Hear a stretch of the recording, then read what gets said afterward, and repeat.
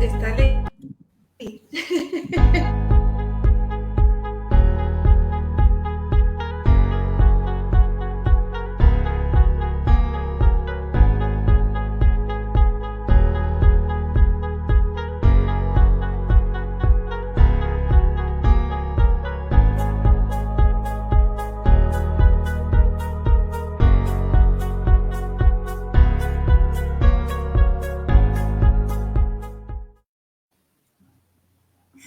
Hola, ¿qué tal? Muy buenas tardes, muy buenas noches, según dónde nos estén viendo, de qué parte. Pues estamos en el tercer episodio de Hackeando Ancestros, este programa que está siendo realizado entre las embajadas de Bolivia y de México, en este caso Mérida. Pues muchos saludos a todos los que nos están viendo y a los que nos van a ver. Quiero invitarles a que compartan. Una vez voy a aprovechar este relajo, vamos a compartir porque esta información siempre puede ser muy valiosa para aquel que tenga los oídos abiertos. Y también envíenos corazoncitos, envíenos likes para que sepamos que lo están viendo, para que sepamos que les está gustando el programa y también, si gustan, coméntenos de qué parte nos están viendo. Bueno, pues quiero agradecer, como siempre, a nuestra directora que está en producción, Connie Balcázar, cuidando cada detalle, que todo se vea bien, que todo se vea bonito. Y bueno, también encargada de todo lo que es el marketing y la producción. Oigan, tercer episodio.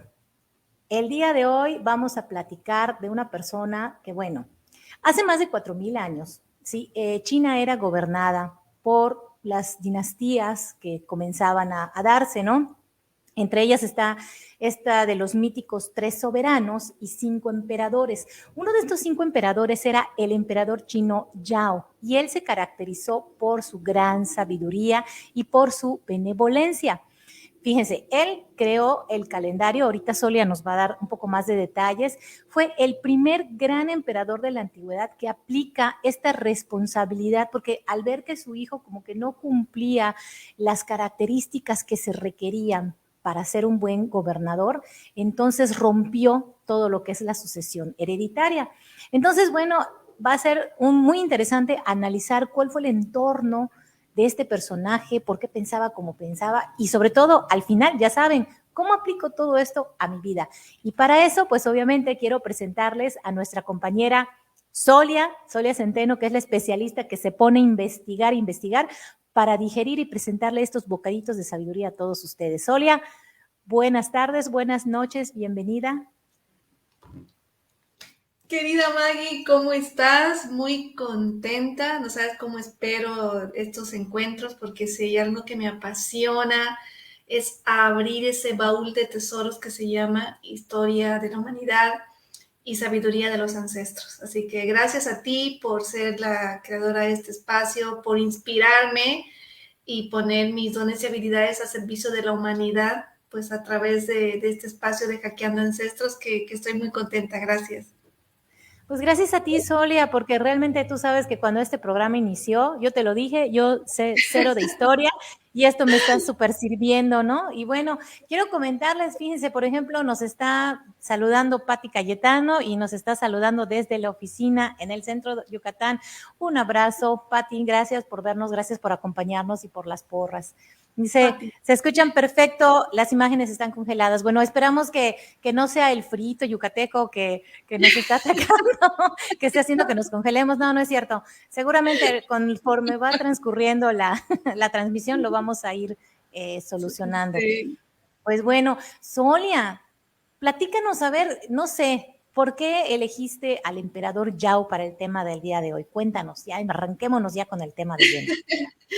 Tú sabes que me pareció súper interesante. En la antigüedad se hablaba mucho de las monarquías y de los grandes imperios. Y era un hábito que el emperador, el rey, el monarca heredaba a través de la sangre a sus descendientes. No solamente por mantener el poder dentro de la familia, sino también porque había muchos secretos, mucha información de poder, mucha sabiduría, y normalmente ellos aprovechaban el tiempo que tenían a sus hijos desde chiquitos y los formaban, o sea, era una inversión hasta de tiempo, un tiempo valor que para ellos era muy importante para asegurar la perpetuidad de su linaje.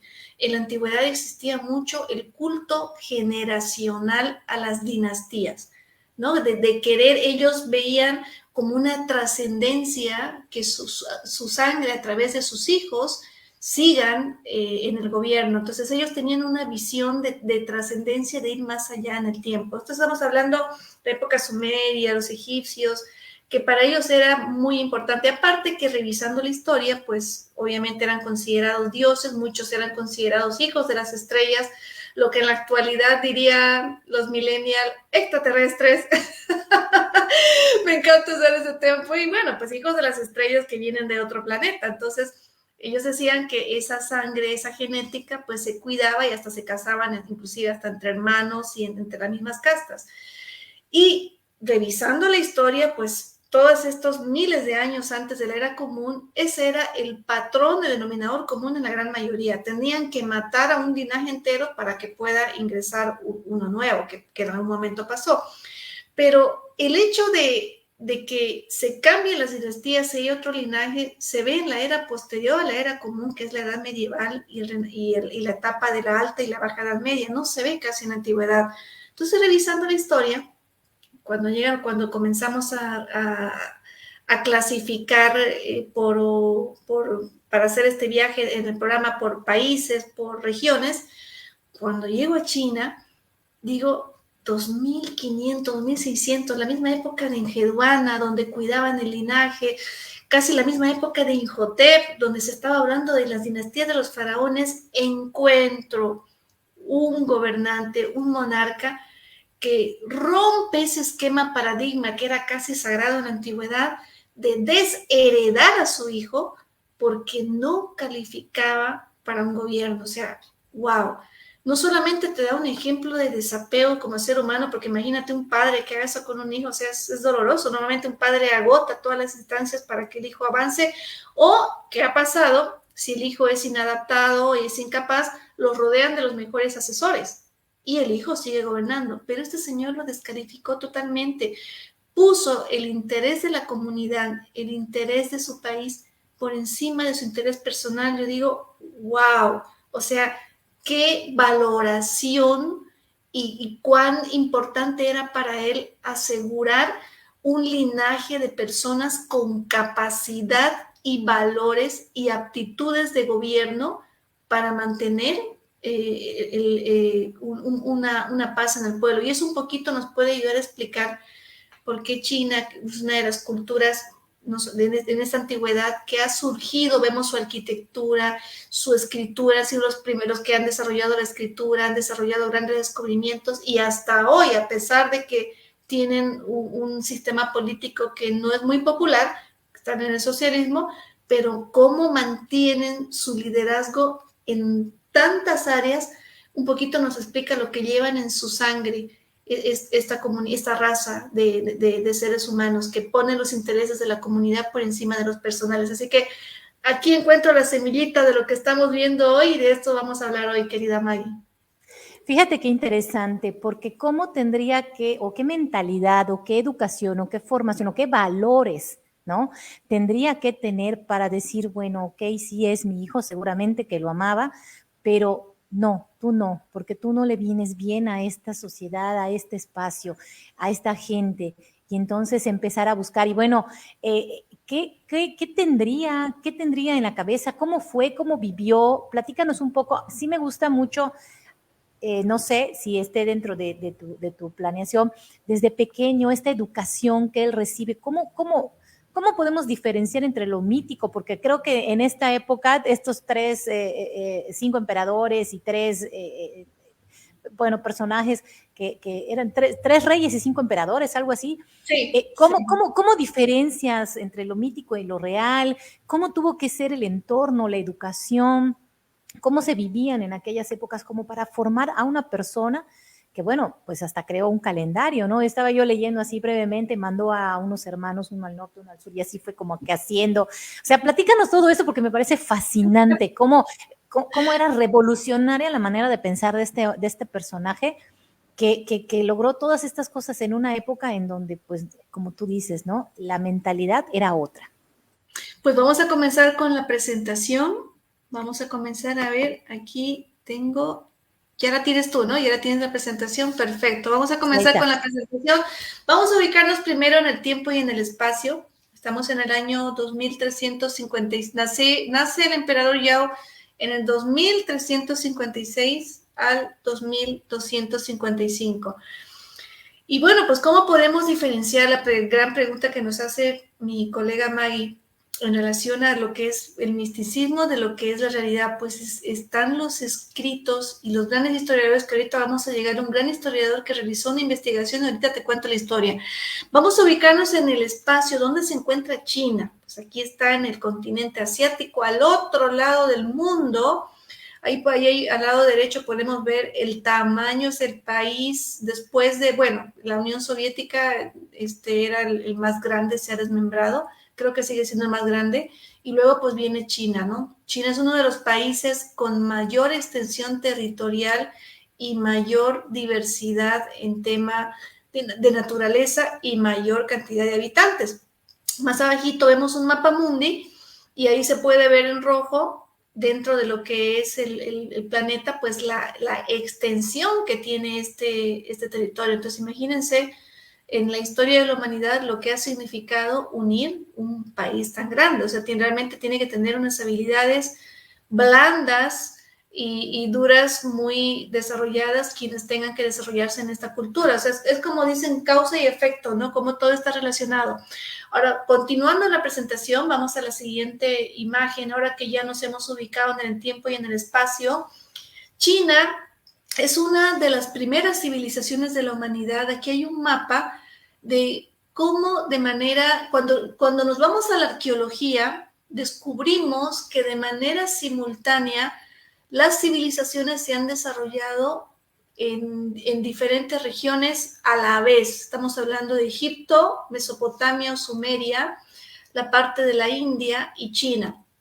Cuando comenzamos a estudiar arqueología, descubrimos que en China están los restos, los fósiles más antiguos de los primeros homínidos después de África, ¿no? Ahí está el famoso hombre de Pekín, que tiene no sé cuántos millones de años. También se han descubierto fósiles de cráneos gigantes. Yo no lo quise poner acá porque nos iba a generar mucho contenido, pero quienes se tomen la molestia de investigar, que la investigación es un tema apasionante, van a descubrir que inclusive restos de aldeas caninas, de comunidades que ya tenían una vida aparentemente sedentaria, están en 20.000 años antes de la era común. O sea, realmente la arqueología nos está rompiendo paradigmas y esto no es reciente, esto desde Howard Gardner cuando descubrió los restos de Tutankamón en el 1940, 20, ya por ahí no me acuerdo bien, pero ya se hablaba de civilizaciones de 20.000, 30.000 años antes de la era común. El tema es que esta información no se difunde, no nos enseñan en el colegio. En el colegio nos siguen encerrando en el cuento, en la fábula de que la humanidad comenzó 5.000 años antes de la era común con la invención de la escritura y los primeros escritos en Sumeria. O sea, no es así. Hay los primeros escritos, querrán decir en papel o en papiro, pero hay cuevas con gráficos, hay piedras talladas, hay monumentos con jeroglíficos, con interpretaciones. O sea, ya había un razonamiento y había un concepto de arte, había un concepto de vida en hogar. Y si estamos hablando de una civilización, pues estamos hablando de valores. Si uno relaciona los restos arqueológicos de una vida, de una comunidad, ya estamos hablando de ciertos principios éticos y morales que ellos desarrollaban para poder sostener una vida en un hogar. Por eso dicen que la unidad básica es la familia. Y la familia no solamente puede ser papá, mamá, hijos. O sea, en la antigüedad podemos hablar de un matriarcado o un patriarcado, una mujer con varios hombres o un hombre con varias mujeres, pero que ya vivían en una armonía, o sea, ya tenían ciertas normas y reglas. Ahí está, también son llamadas estas 4 civilizaciones, las civilizaciones hidráulicas, porque se desarrollaron en torno a ríos. O sea, no estaban necesariamente, no eran playas, no estaban al borde del mar, sino que aprendieron a desarrollar tecnología para poder usar la naturaleza al servicio de la comunidad, desde tener su agua, sus sembradíos. Estamos hablando de agricultura, estamos hablando de ganadería, estamos hablando de artesanos. Al hablar de monumentos, estamos hablando de constructores. Y en la antigüedad, pues la gente que vive en una comunidad no eran especialistas como hoy. Tenemos el herrero, el carpintero. En el pasado hacían de todo. Era un desarrollo de habilidades que aquí vienen las famosas teorías conspirativas y de extraterrestres, porque si revisamos la mitología china, que vamos pasando la lámina, en la mitología china, en la parte mítica, pues se habla de seres de las estrellas que llegaron a enseñar estas habilidades al pueblo. Y te juro que mientras más se descubre la arqueología, uno comienza a hallarle sentido a las teorías, ya no queda como en un mito, ya no queda como en una fábula. Aquí hay otro mapa donde se pueden ver las grandes civilizaciones fluviales de Oriente.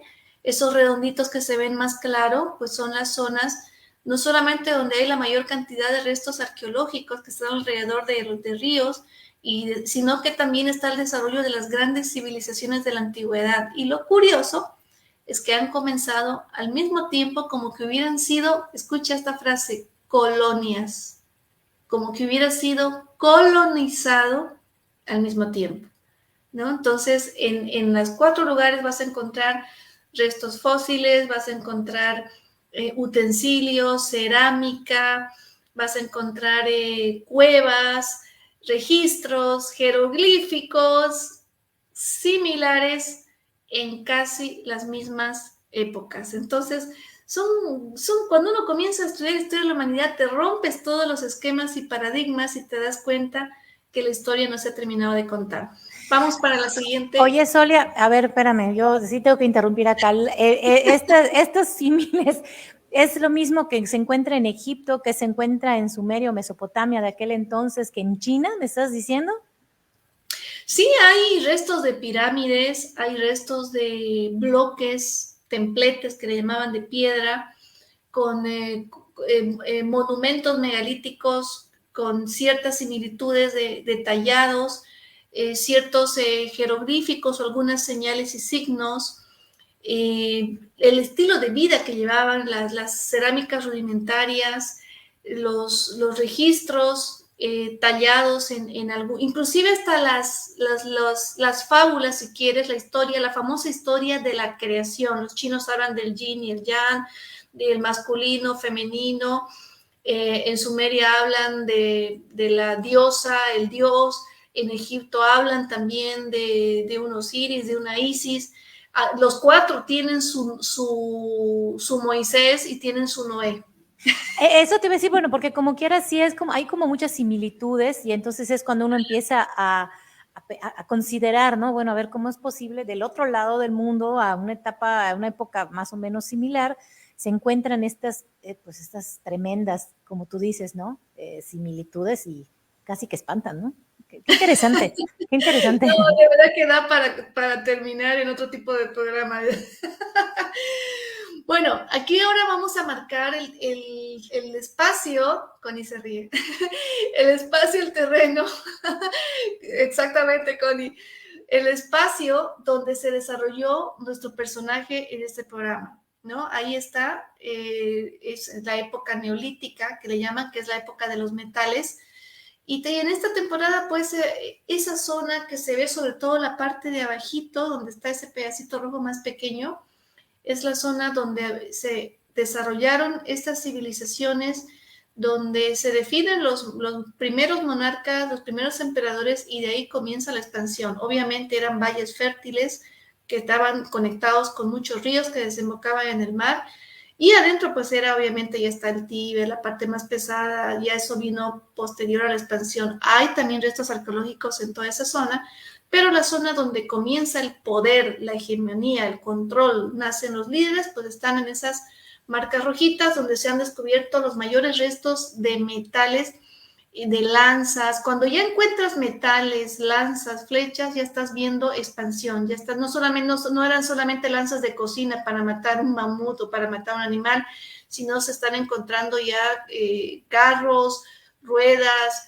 ya señales de una organización, una estructura más grande de un imperio o de un reinado, ¿no? Entonces, los restos arqueológicos definitivamente, la observación de todos estos utensilios permiten armar cómo era el estilo de vida en esa época. Por eso yo la arqueología realmente, cuando yo egresé del colegio, lo primero que dije, quiero ser arqueóloga, ya me había despintando los huesitos. No lo logré en mi país porque, bueno, no había las condiciones en mi época, pero bueno, aquí estoy, en Hackeando Ancestros. Ya me estás vendiendo la idea hasta a mí, ¿no? Qué barbaridad, qué impresionante.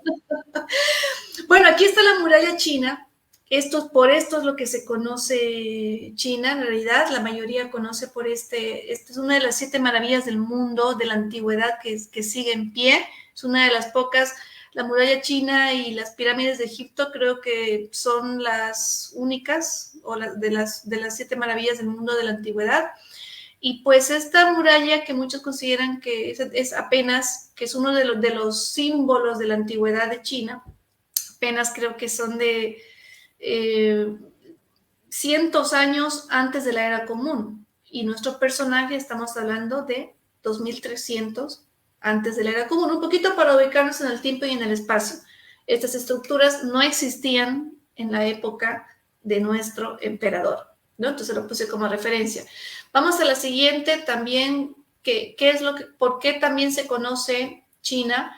Pues se conoce por los famosos dragones y por su filosofía, que es el Tao. Ellos hablaban de un Tao, lo que nosotros le llamamos Dios, que es el principio, el conector, todo el Tao para ellos está en todo, así como para nosotros Dios está en todo. Mira ese principio monoteísta. Ellos ya tenían el principio monoteísta desde un inicio.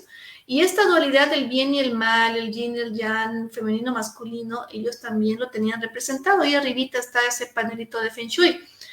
Otro detalle interesante es que en esta época mítica y fábula, pues existían los dragones. Según la mitología china, existían los dragones y obviamente pues se hablaban de seres de las estrellas que llegaban y compartían con los gobernantes y llegaban maestros también de las estrellas y le enseñaban a la población todas las habilidades que pues son los grandes inventos que hay hoy en China, ¿no? Todas esas grandes creaciones, les enseñaron a tejer, les enseñaron a maquillarse, todo igual como está en Sumeria, que habla de dioses de las estrellas que llegaron a enseñarles desde las artes místicas hasta cosas tan básicas como aprender a crear, a hacer un labrado, aprender a diferenciar las hierbas, aprender a cocinar los alimentos, aprender muchas situaciones de la vida cotidiana, que en toda esta mitología de estas 4 civilizaciones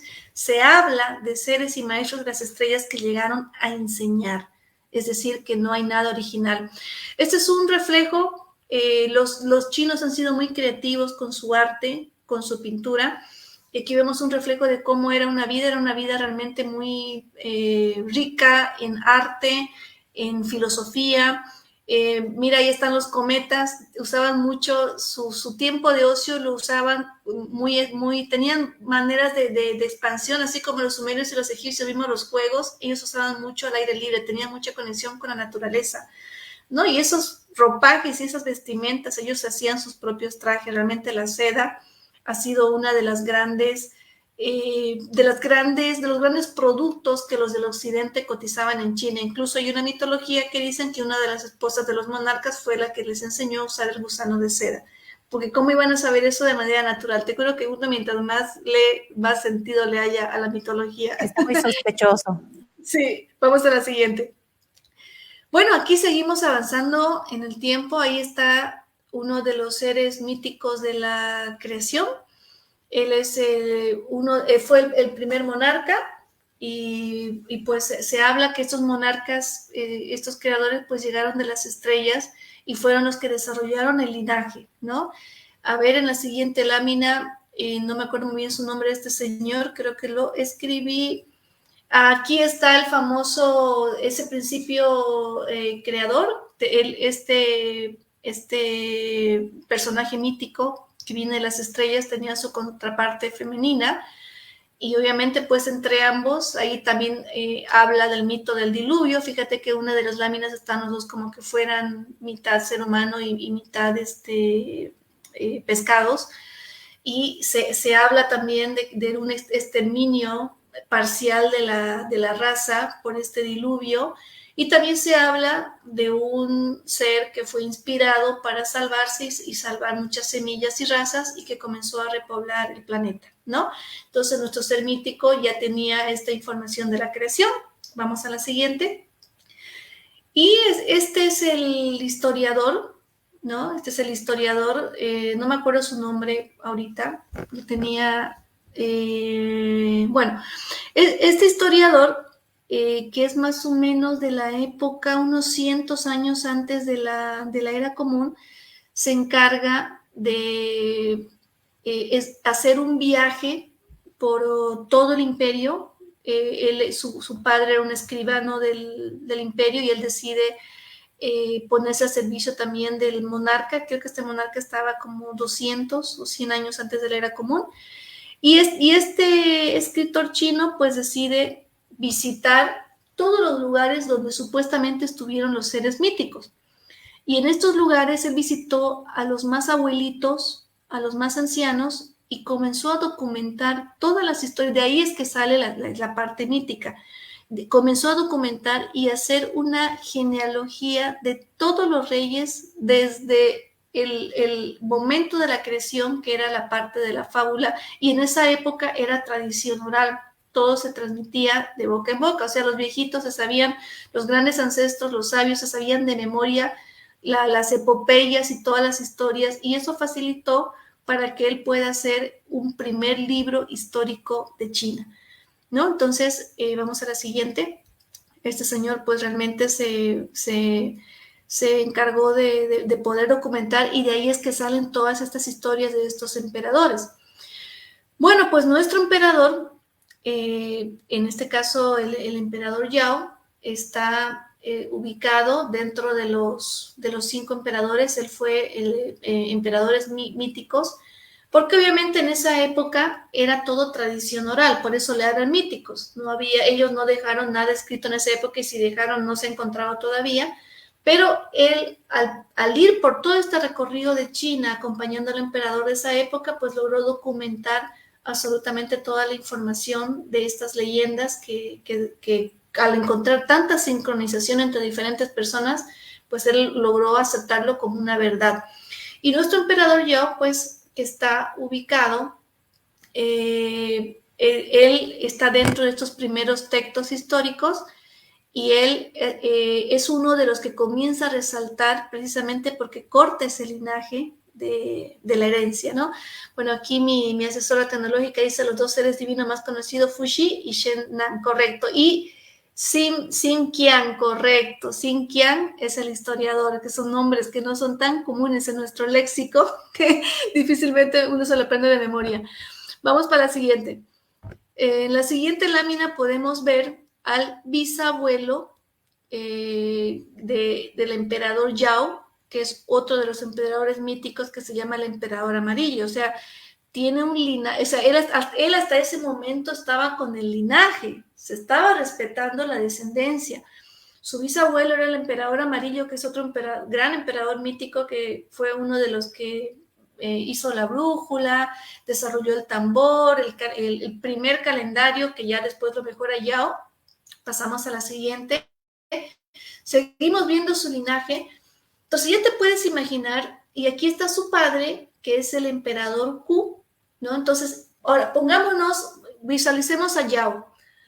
Bisabuelo, abuelo, papá, gente, emperadores, realeza. Ya te puedes imaginar la cantidad de educación que ha recibido este señor, considerando que los chinos son respetuosos de sus tradiciones y todo es un ritual para ellos, desde que se levantan, desde que se lavan las manos, hasta el momento en que dan las gracias al acostarse. Personas súper conectadas con la naturaleza, con su ecosistema y con los valores, porque los valores se desarrollan cuando tú te conectas con la naturaleza. Es increíble. la capacidad de observación que tiene el ser humano con un árbol, con un amanecer, con una montaña, le permite desarrollar espiritualidad. Por eso... Interrumpir, digo, en eso coinciden todas las personas que hemos estudiado, que tienen Correcto. una extremada sensibilización a lo que es la conexión con su entorno. No Correcto. solamente con alguna educación académica, que por supuesto es importante, pero cuando se desarrolla esta sensibilidad en el arte, en la pintura, en la música, en el entorno, en la conexión con el entorno, empieza a perfilar, bueno, empieza a salir este común denominador en todos los casos, ¿no? Esa sensibilización a todo lo que es el entorno en general, ¿no? Entonces, es cuánta, y más aún cuando, como tú bien dices, ¿no? Viene de una dinastía en donde el tatarabuelo, el abuelo, el papá y así, pues cuánta información, cuánto valor y cuánto conocimiento, pues se manejaba ahí, ¿no? En esas épocas. No, lo importante era la comunicación, ¿no? O sea, todo era tradición oral. O sea, la misma historia la contaban desde el ancestro y se iba heredando boca a boca. Entonces, había un nivel de comunicación y un nivel de conexión emocional y experiencial, y eso fortalecía los lazos de familia, ¿no? Entonces, imagínate si se mantuviera eso, o sea, ¿cómo sería nuestra formación si nuestros padres y abuelos hubieran sido nuestros educadores contándonos el linaje de la familia? Mira, yo, por ejemplo, no sé el nombre de mis bisabuelos, ni de mis tatarabuelos, ni sé mi linaje.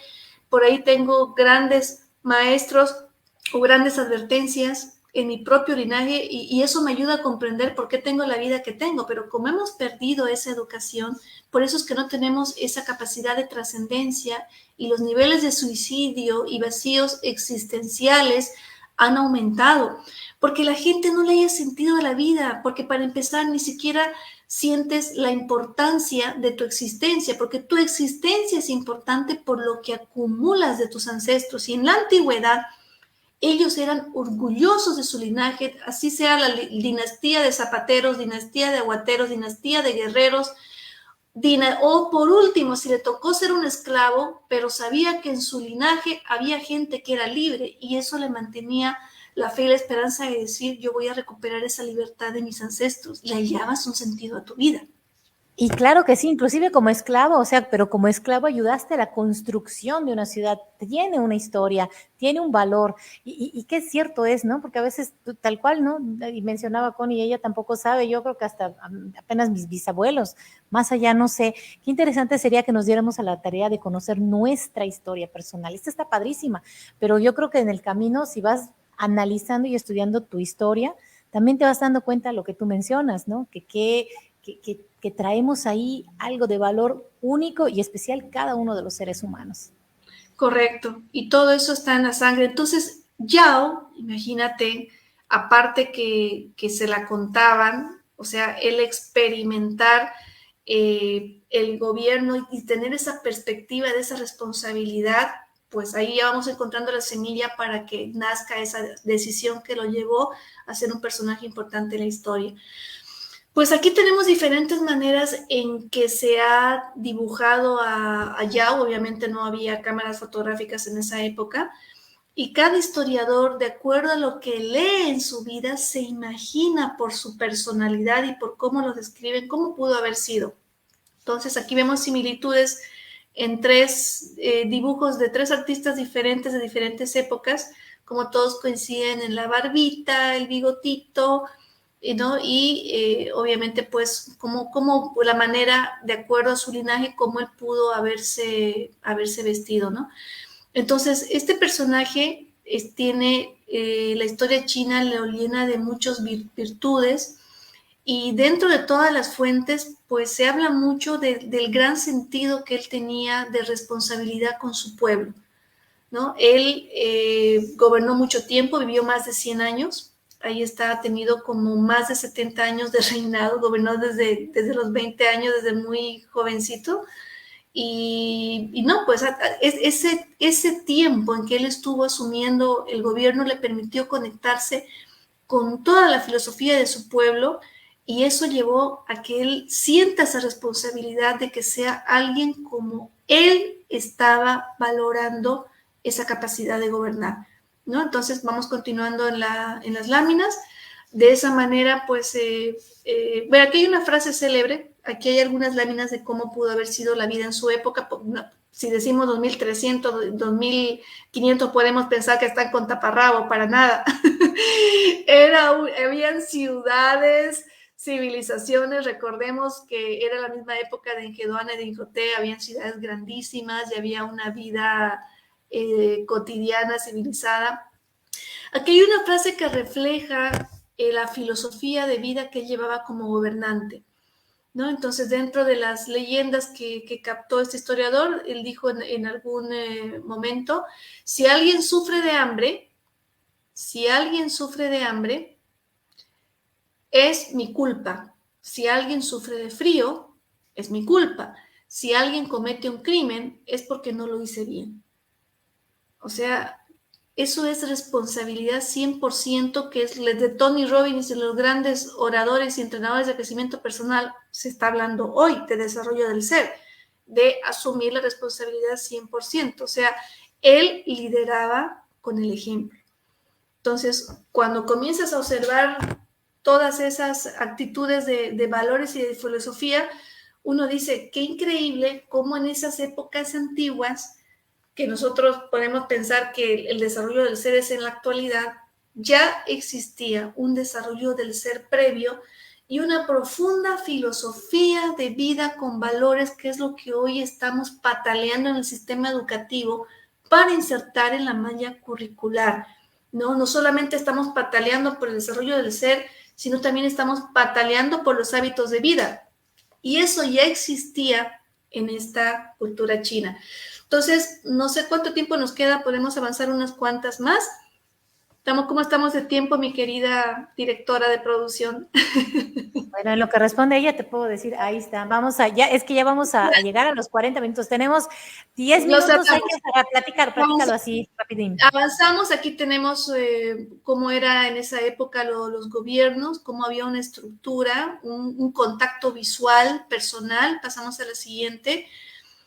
Luego tenemos acá los tres gobernantes. Tenemos el padre, lo tenemos a Yao con el descendiente que no era de su linaje, y adivina qué, que el descendiente hizo lo mismo. Él tampoco tuvo pese a que él se casó con las hijas de Yao, este señor. Yao lo casa con una de sus hijas, por lo menos para rescatar algo de su sangre, ya que no pudo heredar por el lado del hijo. Pero pasa lo mismo, él tuvo que buscar otra persona. Como dicen, no todo se duplica. Vamos a la siguiente. En la siguiente lámina, este es otro legado que deja este emperador, por eso se presume la realidad de su existencia, porque este juego que viene desde esa época se juega actualmente y es difundido por toda el Asia.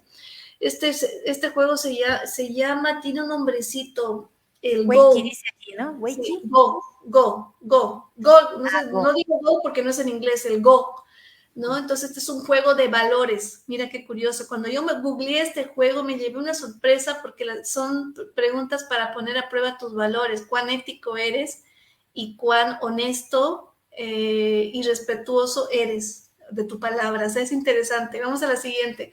Este es otro legado que él nos ha dejado. Y este juego él lo creó inspirado en la testarudez de su hijo. Él, pensando para poder enseñar, ya que él no pudo duplicarle valores, pensó a través de un juego. Logró calmarle un poco ese espíritu rebelde del hijo, pero no logró hacerlo apto para gobernar, ¿no? Entonces, aquí también hay otras figuras del emperador. Él llegó a tener 10 hijos, ¿no? Llegó a tener 10 hijos, pero lastimosamente ninguno logró ser apto. Shun, que fue al que heredó, que no era de su linaje, era una persona de humilde crianza, inclusive había recibido bullying de su familia, de sus hijos, y cuenta la leyenda que Shun, en vez de ser resentido, él logra ser tan agradecido y tan humilde, que esos valores hizo que Yao lo elija como sucesor, para que él pueda seguir en el gobierno. Vamos a la siguiente. Mira, son detalles importantes de su vida. Aquí también se habla de una gran inundación. Podemos pasar a la siguiente. Esto ya es como referencia de la época. Ahí vemos más imágenes de la inundación. También se habla aquí del famoso Noé chino. Vamos a la siguiente. Y todo esto, ahí está el calendario, el origen del calendario, que él lo perfeccionó, que hasta ahora se sigue utilizando el calendario chino. Vamos a la siguiente. Son todos los inventos de legado que dejó Yao. Bueno, pues aquí está, son imágenes de cómo pudo haber sido su palacio, cómo pudo haber sido su vida. China riquísima en el arte. Pasamos a la siguiente. Y ya creo que estamos llegando con una frase célebre que está al final. Ahí están diferentes formas como se lo ha mostrado. En algunos lugares inclusive hasta se lo adora. Vamos a la siguiente, como aquí en el occidente hay los santos. Aquí está su frase famosa. Yao dijo, si abdico para dar lugar a Shun, solo Danzu estará infeliz. Danzu era su hijo, el heredero. Si abdico para dar lugar a Danzu, a su hijo, eso sería malo para todos. No causaré daño a todos, solo para beneficiar a mi hijo.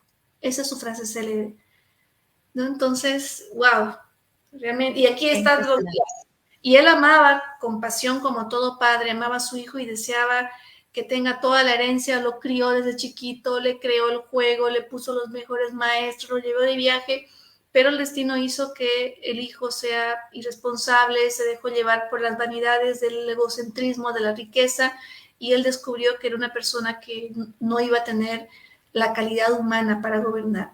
Y con el dolor de su alma, pues tuvo que elegir a Shun. Entonces, esto es en resumen lo que es la historia de este personaje, la gran enseñanza que nos deja. ¿Qué podemos sacar de él? No sé si tenemos más imágenes. Creo que ya no tenemos, ¿no? Creo que hasta ahí llegamos. Bien, ¿qué podemos sacar de la enseñanza de este personaje? Creo que lo más importante aquí, que es lo que ahorita es el contexto de esta nueva humanidad que estamos luchando para mantener el ecosistema en una época pandémica donde todo el mundo está desesperado viendo sus intereses personales, salvarse, ver su salud, su familia. Entonces imagínate, en esa época no había pandemias, pero había otro tipo de problemas, ¿no? Había sequías, había hambre, había un diluvio que arrasó casi toda la población, habían guerras también, y él en todo momento siempre estuvo poniendo los intereses de la comunidad por encima de los intereses personales. Creo que es una gran lección y una gran moraleja de si queremos perpetuar la humanidad y queremos mantener un equilibrio sostenible en una civilización, es muy importante la creación de un liderazgo humano, de un liderazgo que, sobre todo en nuestros gobiernos, que no gobierne ni el más rico, ni el más poderoso, ni siquiera el más inteligente, sino el más sabio, el que tiene más valores. ¿Y cómo se define eso? Con la vida de la persona. Hay un gran dicho que dice, si quieres ver si verdaderamente cómo es la persona, mira su vida, mira cómo se lleva con su padre, cómo se lleva con su madre, cómo se lleva con su hermano, cómo se lleva con sus hijos, cómo se lleva con los animales, cómo se lleva con la naturaleza, ¿no? Ese es el gran legado que nos deja este personaje, querida Maggie. Estoy impresionada porque creo que has sido con el que más he conectado de estos tres con los que nos has platicado. Digo, todavía faltan muchísimos más, pero esta parte que mencionas tú, esta responsabilidad que él tenía, esta responsabilidad social, efectivamente, ya estábamos hablando de una época tan antigua, ya había esta responsabilidad social en algunas mentes, en algunas personas, en algunos liderazgos, y son precisamente, y qué bueno, ¿no? Afortunadamente sobre los que estaba el poder como para poder sacar adelante una sociedad, una civilización como lo fue la China. Y sí, realmente esta parte, ¿no? Tú cuando empiezas a platicar toda esta historia, todo el entorno en el que vivían, la manera de pensar, cómo transmitían sus tradiciones, cómo transmitían su conocimiento, yo me pongo a pensar cómo puedo aplicar, porque pues al fin y al cabo que esa es la idea y la esencia de Hackeando Ancestros, ¿no? ¿Cómo puedo aplicar esto a mi vida? Yo tomé unas pequeñas notitas, Solia, que definitivamente este tema de crear lazos es sumamente importante, crear lazos, conocer. Menciona Pati Cayetano cuando estábamos hablando de conocer nuestra historia, conocer nuestros ancestros, dice, bueno, ella ya sabe de sus abuelos y tatarabuelos y sigue buscando antecedentes. Qué maravilloso sería darnos a la tarea de encontrar nuestra historia personal, porque seguramente vamos a encontrar inclusive muchas pautas de comportamiento que nosotros repetimos sin siquiera saber, para beneficio o no beneficio nuestro, ¿no? Pero que las repetimos porque lo traemos en el ADN, lo traemos en los genes, lo traemos de nuestros ancestros. Entonces, hacer esta historia, esta búsqueda de los lazos con nuestra familia y desarrollar esta responsabilidad, ¿no? Esta responsabilidad que a veces no es tan sencillo, a veces es más fácil irse por el caminito más rápido, más cómodo, pero ese juez interior que de repente tenemos de decir, no, a ver, ¿cuál es lo correcto? Como lo hizo en este caso el emperador Yao, ¿no? Entonces aquí es así como tener en cuenta esta parte, cómo lo hubiera hecho en alguna situación, cómo lo hubiera hecho el emperador Yao, qué es lo correcto, cómo es que hay que hacer las cosas, ¿no? Y esta filosofía de vida con valores, estos 3 puntos. Y bueno, uno adicional, definitivamente, ya me puse a buscar este juego Go, y efectivamente es un juego como de estrategia, me encantó. Entonces, buscar, yo creo que la esencia está ahí, en buscar, en conocernos, y vamos a descubrir que somos muchísimo más de lo que creemos que somos, y pues bueno, ese sería como que mi resumen, no sé cómo tú lo ves. También quiero aprovechar, aquí está Wendy también, saludos Wendy, muchísimas gracias por estarnos viendo. Edwin también, siempre pendiente de las transmisiones, muchísimas gracias. Solia, lo logramos nuevamente, 46 minutos, nos quedan 4 minutos para que nos des tus últimos. Bueno, ¿tú cómo lo aplicarías a tu vida? Platícanos. Mira, yo creo que cuando tenga esos momentos egoístas en mi vida, en que estoy pensando solamente en mí y mis seres queridos, poner de reflejo este personaje y pensar si la decisión que estoy tomando puede beneficiar a la humanidad. Estamos acostumbrados a tomar decisiones desde la perspectiva personal, desde la perspectiva individualista. Y normalmente en esta época de pandemia, donde todo es reactivo, estamos actuando desde la sobrevivencia. Pero no nos damos cuenta que esa sobrevivencia que estamos utilizando está aplicada desde la parte de mi entorno. No estoy pensando en una sobrevivencia general, y ahí estamos involucionando, porque si no aprendemos a conectarnos con el entorno, la humanidad no va a sobrevivir. Porque si a mí algo me está beneficiando y yo no veo la manera de compartir y no veo la manera de duplicarlo, de compartir la información, no hablamos solamente de compartir un plato de comida, estamos en la era de la información, compartir una información valiosa que pueda ayudar a alguien o a algo y ser difusora. Entonces no estoy ejerciendo mi rol de ser humano. No es suficiente que yo ejerza mis dones y habilidades para beneficio personal, sí, y tampoco para beneficio de la humanidad. ¿Cuántas solias yo puedo duplicar y tomarme el tiempo de formar? No solamente que yo sea la estrella, no solamente que yo sea la difusora del contenido. ¿Qué estoy haciendo yo para que este contenido sea universal? Eso es una manera de pensar en los intereses de la comunidad, porque si algo me está transformando a mí la vida y me está ayudando a mejorar, no es suficiente que yo sea la dueña del contenido y esté ayudando a mejorar a otros, o sea, la mentora, o sea, la coach, o sea, yo qué sé, la sabia. ¿Qué estoy haciendo yo para que esa información sea universal y generar una mayor comunidad? Ahí estamos hablando de la era digital. Ya uno tenía era digital. Él se encargó de formar un líder con sus propios valores para duplicar, porque era lo único que estaba en su control. Quizás yo no pueda salir afuera, tener contacto físico, pero tengo esta computadora, tengo este celular, tengo mis redes sociales. ¿Qué tipo de contenido estoy compartiendo para ayudar a la humanidad? ¿O solo me limito a compartir chistes y mostrar mis fotografías? Creo que ahí está la reflexión, querida amiga, asociándolo a esta época donde la información y el contenido de valor es lo que puede cambiar una vida humana. Efectivamente, Solia, esa es una frase que siempre que iniciamos alguna transmisión desde cualquiera de los programas que realizamos, es comparte porque nunca sabes cuándo una pieza de información le puede cambiar el panorama, le puede cambiar la perspectiva y por qué no decirlo, le puede cambiar inclusive la vida a una persona, detonar esa curiosidad, detonar esas ganas de investigar más, de cambiar más, de hacer algo diferente que me lleve a un lugar diferente en el que estoy, en el que me encuentro y poder tener dejar mi granito de arena, ¿no? En mi legado para compartir a los demás, que es un poco lo que estás diciendo. Y esa es la razón por la que siempre les decimos compartan, compartan, porque esta información pues te puede parecer muy interesante o no, pero no sabes si a tus compañeros, no sabes si a alguien que está ya en un proceso de evolución le puede hacer clic esta información y decir, wow, de aquí soy y quiero más, ¿no?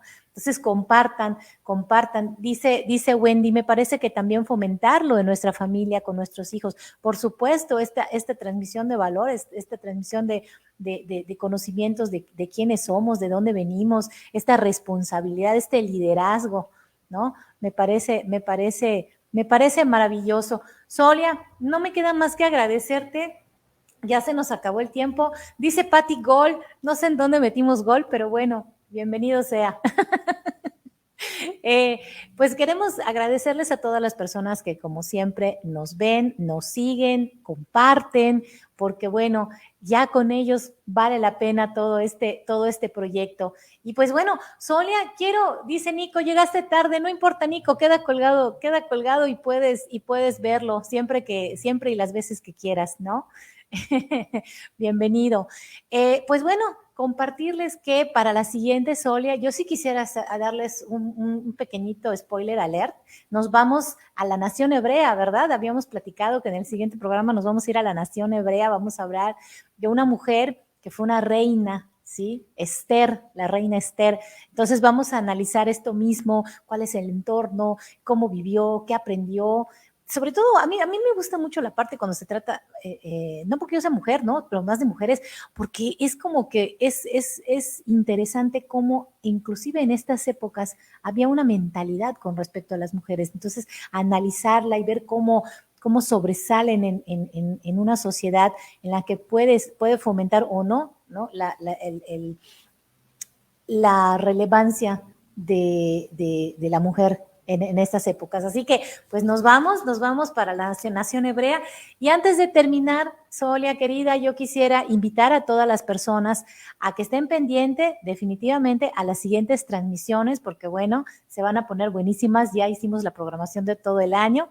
Y pues también a que formen parte de la comunidad de embajadas, si así lo eligen. Imagínate que tú tengas información para compartir. Solia lo dijo, si tienes algo valioso para compartir, compártelo, únete a la embajada y comparte información de valor, porque no hay mejor legado que dejar un poco del conocimiento que tú tienes. Conozcan y sigan la página de embajada, que sigan a Solia. Ahorita le voy a pedir, antes de cerrar, que nos dé sus páginas para que la busquemos, que vean sus blogs, sus libros, y pues también tenemos un programa que se llama Buenos Días Bolivia, en donde está ella y otros compañeros también de Bolivia. Y pues darle también pie a este tema de Misión Maná. Estamos en una etapa en donde estamos haciendo un voluntariado para apoyar a la casa, al comedor infantil Maná Caído del Cielo, que está ubicado en Oshkun. Solia, tú también estás apoyándonos por ahí, vas a dar una conferencia, una charla, o sea que tú de verdad muy activa, no solamente compartiendo información, compartiendo conocimiento, dándote de ti, y bueno, pues eso es sumamente valioso para colaborar. Solia, querida, dinos dónde te seguimos ya para despedirnos. Creo que ya comenté todo. Si no me dice producción que me falte algo, pues nada. Solia, ¿dónde te Bueno, me encontramos? pueden encontrar en mi página web www.soliacenteno.com, SOLIA, Centeno con C, y ahí van a encontrar botoncito de WhatsApp, de YouTube, de Twitter, de Instagram, y pues me van a encontrar en todas mis redes sociales, los enlaces de mis libros también, mi blog, donde escribo experiencias personales, los 10 puntos de catarsis en mi vida, tengo ahí un detalle que comparto de manera experiencial. Y bueno, pues todo el contenido que voy generando, que vengo generando en toda esta pandémica, en que estoy aprovechando las redes sociales para convertirme en una activista del cambio del sistema educativo a través del uso responsable de la información. Así que así estoy en este camino. Ahí me pueden encontrar, amiga querida. Y pues aquí en la embajada también, la embajada Mérida, la embajada de Bolivia, que hemos hecho una alianza estratégica para poder transformarnos en una plataforma educativa virtual que está abierta a todo el público, y pues la idea es ser ese pedacito de rompecabezas que tú puedes necesitar en este momento para continuar el hilo conductor de tu autoconocimiento. Así que síguenos, por favor. Así es. Un último comentario de Patti que no entiendo muy bien. Dice que te sigan en las redes sociales porque en la calle no se vale. Ay, esa Patti, de verdad, es siempre con un sentido de humor maravilloso. Pues bueno, muchísimas gracias. Síganos, oigan, al ratito, en una media hora más, hora y media, una hora, perdón, pues va a haber otra transmisión. Entonces ya con motivo de Maná Caído del Cielo, vamos a entrevistar al presidente del Consejo de Organizaciones del Tercer Sector, porque acuérdense que estamos en Misión Maná, pero también lo que queremos es compartir esta parte que Solia bien menciona de la responsabilidad, hacernos responsables no solamente de nosotros, sino de nuestra comunidad, y por eso estamos haciendo esta serie de transmisiones, y en un ratito más vamos a estar con Luis Peña Omar, presidente del Consejo de Organizaciones del Tercer Sector, que nos va a platicar cómo se puede transformar la sociedad a través del voluntariado, Solia, que tiene mucho que ver con lo que estamos buscando hacer aquí. ¿Cómo ves? Así que, pues listo, muchísimas gracias. Nos dice producción, ya cierren, es que nos picamos aquí hablando y bueno, no, ya nos cerramos. Un abrazo a todos, muchas gracias, hasta la próxima, nos vemos, chao.